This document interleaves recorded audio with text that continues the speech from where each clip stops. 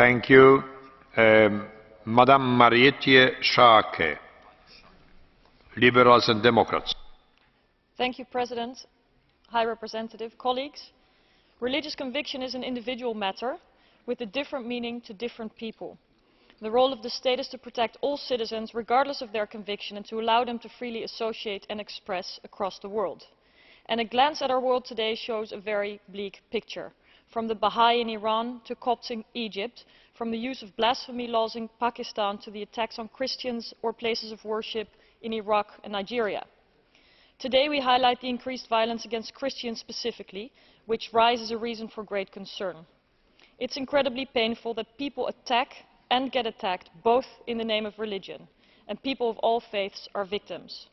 It's unacceptable to see that some individuals, extremists, choose to use violence and even terrorism and do so in the name of God or in the name of a religion, and thereby claiming to speak on behalf of others or even seeking to be above the law, and thus associating countless innocent people with this violence. But let us not be mistaken by giving the extremists more credit than they deserve. By accepting the linkage between religion and terrorism, we disqualify the majorities of believers who, in the diverse ways in which they do, practice their faith peacefully. Terrorism is political and terrorism is a crime. Religion can never be a credible or acceptable reason to use violence or to breach human rights.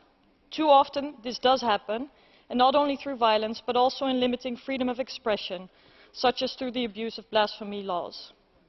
Religion or conviction should never be a reason for people to live in fear, and the European Parliament rightly speaks out against the extremist acts against Christians and supports those who condemn this extremism. Thank you, Madam. Madame Nicole Kiel-Nielsen. Merci, Monsieur le Président, Madame Ashton, chers collègues. Les massacres subis par les Coptes d'Alexandrie ont provoqué l'indignation internationale.